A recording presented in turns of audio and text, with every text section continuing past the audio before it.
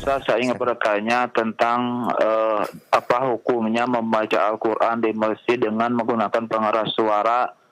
Apakah tidak boleh secara mutlak ataupun misalkan dibolehkan di dalam momen tertentu atau waktu tertentu, ataupun juga misalkan tergantung niat kita. Kalau misalkan untuk dipuji tidak boleh, kalau misalkan tujuannya untuk mendengarkan supaya orang lain mendapat pahala. Ustaz, apakah yang benar itu bagaimana Ustaz? Mohon penjelasannya. Nah. Assalamualaikum warahmatullahi wabarakatuh.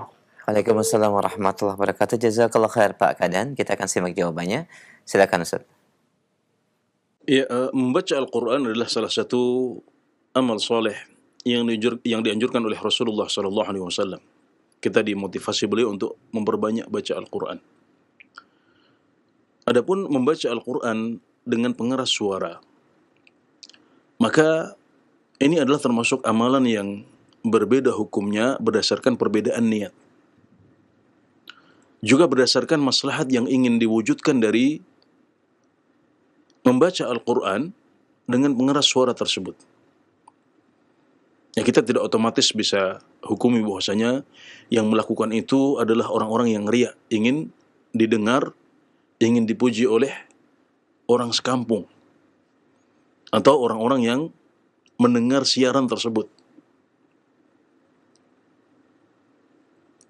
Meskipun kita tahu bahwasanya para ulama salaf, mereka terbiasa untuk menyembunyikan amal soleh mereka.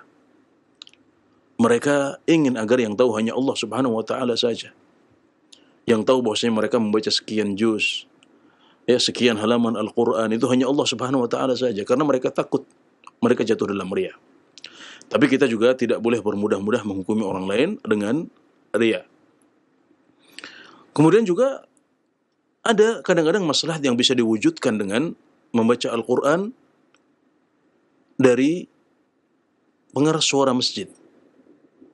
Ya, misalnya untuk membuat bacaan tersebut sampai kepada para jamaah sholat, ya, seperti yang kita dengar di masjid-masjid, ya. Mungkin yang paling masyhur dan gamblang adalah di Masjidil Haram, di Masjid Nabawi. Ya, dalam sholat, ya, ada bacaan Al-Quran yang disiarkan, ya, ke TV-TV di berbagai negara dan juga melalui pengeras suara masjid karena ada maslahatnya. Jadi ini termasuk amalan yang bisa berbeda hukumnya tergantung pada niat, juga pada maslahat apa yang ingin disebutkan. Tapi kita tidak mungkiri bahwasanya ada sebagian orang yang berlebihan dalam hal ini. Ya, di sebagian daerah membaca Al-Quran dengan pengeras suara ini tidak lagi menjadi hiburan, tidak lagi menjadi suara yang dirindukan oleh umat Islam untuk mendengarkannya, tapi menjadi suara yang mengganggu. Sebagian orang bahkan menghindari untuk tinggal di dekat masjid. Kenapa? Karena mereka menganggap masjid adalah tempat yang berisik. Kenapa? Karena ada oknum sebagian umat Islam yang berlebihan dalam menggunakan pengeras suara masjid. Padahal pemerintah negara kita sudah mengatur hal ini. Nah, jadi ada batas waktu tertentu yang boleh digunakan untuk membaca Al-Quran, untuk disampaikan atau dikeluarkan suaranya melalui pengeras suara masjid.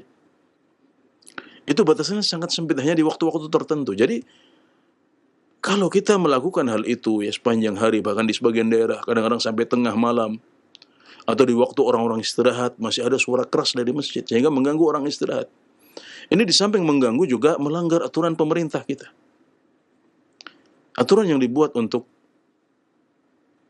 menghindari konflik, menghindari gangguan kepada orang lain. Nah, ini sebagian umat Islam tidak bijak untuk menyikapinya. Ya, entah apa yang dicari, apa yang dimaksudkan, ya, tapi sebagian orang tidak peduli. Nah, ini adalah sikap-sikap yang dikhawatirkan membuat reputasi Islam rusak.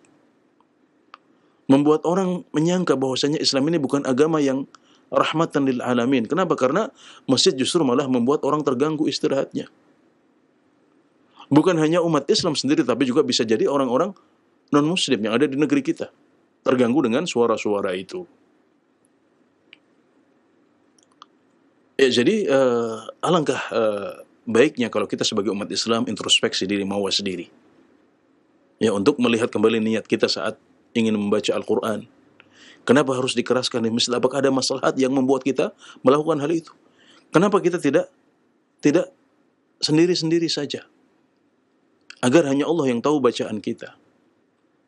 Apa maslahatnya? Apakah ada maslahatnya? Apakah benar-benar syiar? Apakah itu mengganggu atau tidak? Apakah kita membaca di waktu istirahat atau di waktu yang tepat? Ini semuanya adalah beberapa hal yang kita harus koreksi lagi, kita harus mawas diri lagi sehingga Islam menjadi benar-benar terbumikan. Islam sebagai agama rahmatan lil alamin, ya, terpraktekkan di masjid-masjid kita terutama. Tidak menyakiti orang, tidak mengganggu orang, tidak mengganggu orang istirahat. Ya, bahkan Nabi Muhammad SAW dahulu baru mengumandangkan as-salatu khairum minan naum di azan saat masuknya waktu subuh. Di azan sebelum masuknya waktu subuh. Karena dahulu Nabi Muhammad SAW biasa punya 2 muadzin. Ya, Bilal itu azan sebelum masuknya waktu subuh. Sedangkan Ibnu Ummi Maktum azannya ketika masuk waktu subuh. Jadi ada 2 azan menjelang subuh. Nah, azan yang ada kumandang as-salatu khairum minan naum, salat itu lebih baik daripada tidur, itu baru dikumandangkan oleh Ibnu Ummi Maktum, yaitu ketika masuk waktu subuh. Waktu istirahat sudah habis. Ya, sekarang orang-orang wajib untuk datang ke masjid salat jamaah. Baru di situ beliau mengumandangkan as-salatu khairum minan naum. Saat azannya Bilal belum ada seperti itu. Karena memang orang boleh istirahat, itu waktu orang tidur, orang istirahat. Sampai seperti itu kehati-hatian Rasulullah Shallallahu Alaihi Wasallam. Ya, maka ini adalah teladan dari Nabi Muhammad Shallallahu Alaihi Wasallam yang membuat kita harus introspeksi diri. Jangan sampai ada orang-orang yang justru membenci masjid, menghindar dari masjid. Di sebagian negara seperti Saudi Arabia, kalau orang membuat sebuah kafling perumahan, maka mereka akan membangun masjid dahulu. Kenapa? Karena mereka akan bisa menjual tanah-tanah sekitar masjid lebih mahal daripada tanah-tanah yang jauh dari masjid. Orang-orang mengejar untuk mendekat ke masjid. Kenapa? Karena mereka merasa nyaman dengan masjid, tidak terganggu. Kalau ada suara yang keluar dari masjid itu adalah adzan, ya sebatas itu saja. Bahkan sholat biasa, sholat fardu, ya, yang dilakukan di masjid cukup dengan pengeras suara dalam masjid, saya tidak perlu keluar. Kenapa? Karena yang perlu adalah mengajak orang ke masjid. Kalau mereka nggak datang, ya sudah, kenapa kita harus memperdengarkan mereka, untuk memaksa mereka untuk mendengarkan bacaan kita? Nah, ini kita temui di sebagian negara seperti itu. Orang-orang merasa nyaman untuk tinggal dekat masjid.